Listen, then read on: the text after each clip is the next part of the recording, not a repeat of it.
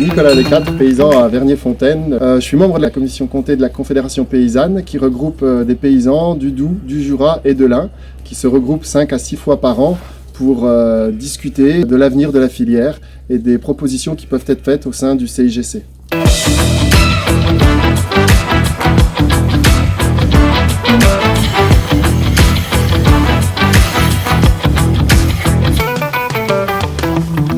Tout au long du développement de la filière, en fait depuis 60 ans, la filière s'est quand même améliorée autour du produit qu'est le comté. La Confédération paysanne elle a travaillé avec différents interlocuteurs, que ce soit des fromagers, des techniciens du CTFC, des affineurs, toujours pour se questionner sur quel avenir pour ce fromage et surtout quel procédé utiliser pour éviter cette industrialisation et cette standardisation.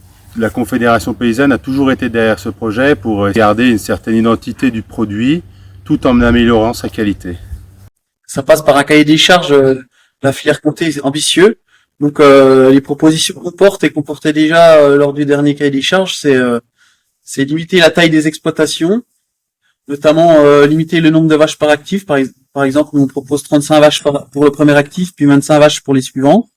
Et aussi 230 000 litres de lait par exploitation par actif, puis 150 000 pour les suivants. On veut aussi limiter la taille des exploitations. On pense que le maximum acceptable par exploitation, c'est 800 000 litres de lait.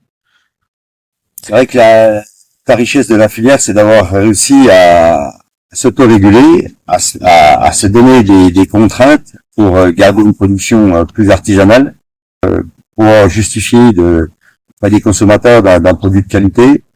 On a réussi, la Confédération paysanne a été, durant ces 30 dernières années, un acteur très important par rapport à ça, à définir des règles qui nous donnent quand même un état d'esprit pour l'agriculture proche de l'environnement.